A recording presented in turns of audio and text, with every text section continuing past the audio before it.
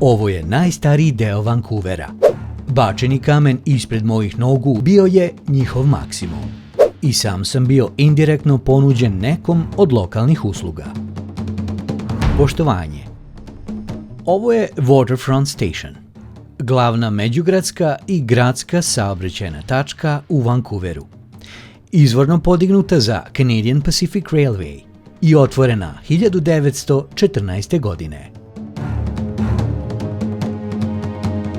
Na severu, preko zaliva, vidi se severni Vancouver. Na jugu počinje strogi centar grada.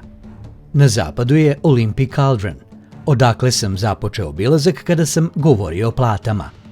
A na istoku Gastown, odakle krećem sada. Ovo je najstariji deo Vancouvera, mesto gde je grad zapravo i rođen. Nastao je pre oko 160 godina, oko malog salona koji je otvorio John Gassy Jack Dayton, po kome je ovaj deo grada i dobio ime. Danas su ovde očuvane zgrade iz viktorijanskog perioda, popločane ulice i stari ulični fenjeri, pa čitav kvart izgleda kao vremeplov, u kojem se prošlost i turizam susreću na svakom koraku. Gastown je zbog toga često korišten kao scenografija u filmskim i televizijskim produkcijama.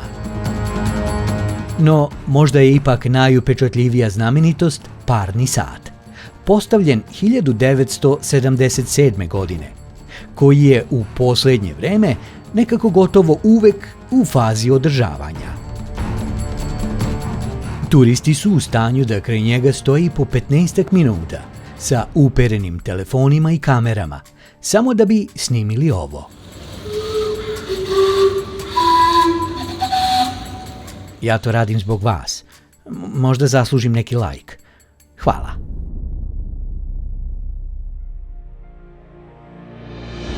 No, čini se da se turistički obilazak ovog dela grada tu nekako i završava. Turisti obično nastavljaju ka severozapadu, ali ja ću na drugu stranu. 2 bloka dalje nalazi se Maple Tree Square, mesto gde se nekada davno nalazila taverna čoveka po kojem je ovaj deo grada i dobio svoje ime. Ispred nje je stajala njegova bista. Sada je više nema. Bista Gassy Jacka srušena je 2022. godine, nakon što je u javnosti ponovo otvoreno pitanje njegove prošlosti. Činjenice da je pre više od 150 godina bio oženjen pripadnicom naroda Squamish, a kasnije njenom mladom rođakom. Njene tačne godine nikada nisu pouzdano utvrđene.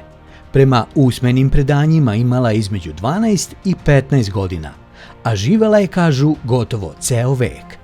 I nikada o svom prvom mužu ne izgovorivši ništa negativno. 2022. mediji su danima punili naslovne strane pričama o neoznačenim grobovima kod bivših domorodačkih škola. Menjala se društvena svest, tražili su se krivci i skretala pažnja sa onih stvarnih problema, onih koji počinju samo nekoliko blokova istočno.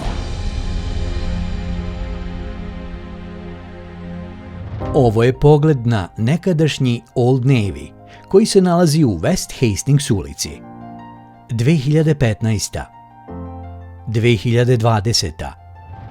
2022. 2024. I evo kako isti deo ulice izgleda danas. Hvala Google Street View, koji svesno ili nesvesno beleži istoriju onako kakva ona zaista i jeste. A šta se zapravo dešava u ovom delu grada? Prošetajmo zajedno. Ulica Carroll razdvaja Hastings ulicu na zapadni i istočni deo, a ovaj drugi već decenijama važi za jedan od najgorih, najopasnijih i najsmrtonosnijih delova grada. U desnoj ruci drži malu GoPro kameru. Diskretno. Hodam uz ivicu puta. Celo prepodne padala je kiša. Mnogi se još uvijek nisu vratili na ulicu. Bar je priroda pomogla da se spere deo trotoara i ublaže neprijatni mirisi. A ovaj deo grada ne miriše na marihuanu. Ovde se koristi isključivo teške droge. Neki su još uvijek dovoljno prisebni da reaguju na svet oko sebe.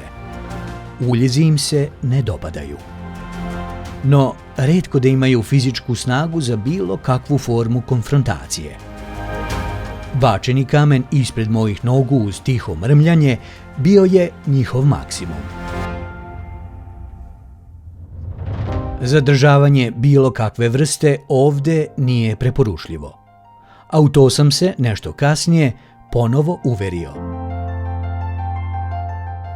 Na broju 139 nalazi se Insight, prvi legalni centar za nadziranu upotrebu droga u Severnoj Americi.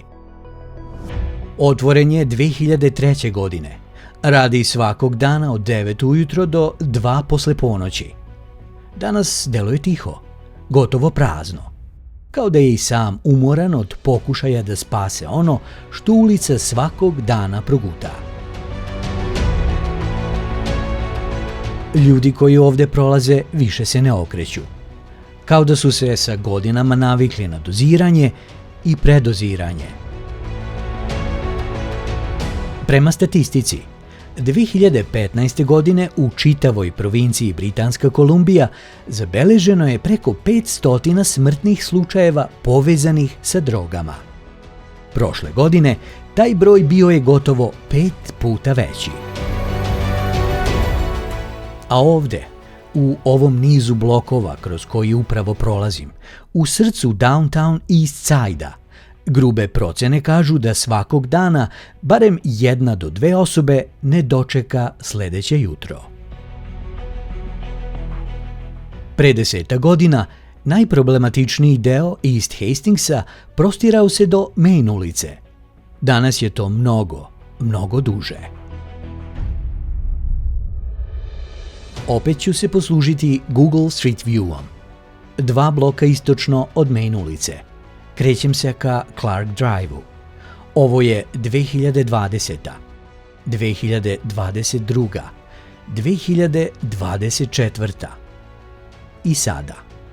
Kampovi i čekanje bilo kakve pomoći. U hrani, odeći, obući.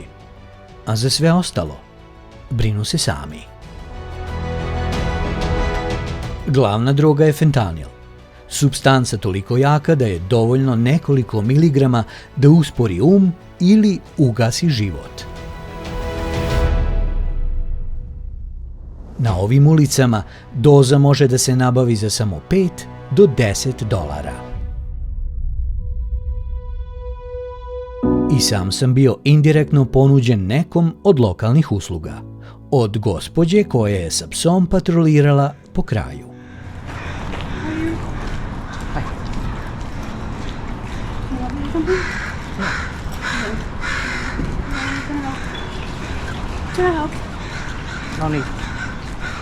U jednom od uvučenih parkinga glasna prepirka, a u njoj se pominju noževi i krv.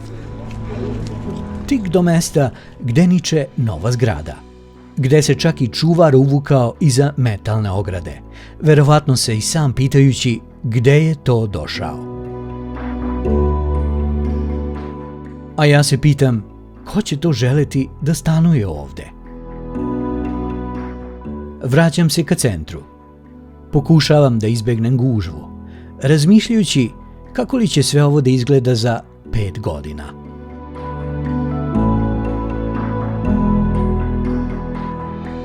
Zbog svoje lokacije, slabe kontrole i brojnih zakonskih rupa, u blizini niču super laboratorije za proizvodnju i razvoj različitih vrsta opijata. Organizovani kriminal na potezu između Kine i Meksika sudaraju se upravo ovde.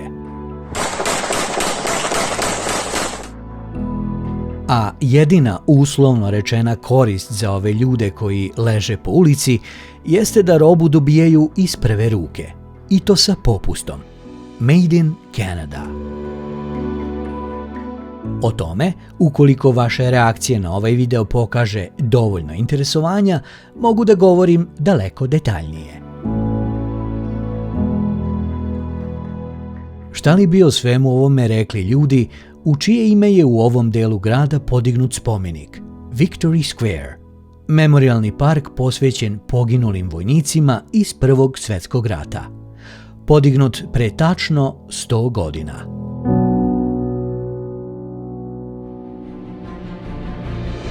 Vraćam se do Gastowna. Sunce zalazi, svetla se pale. Istočni deo grada više nije preporučljiv za samostalni obilazak.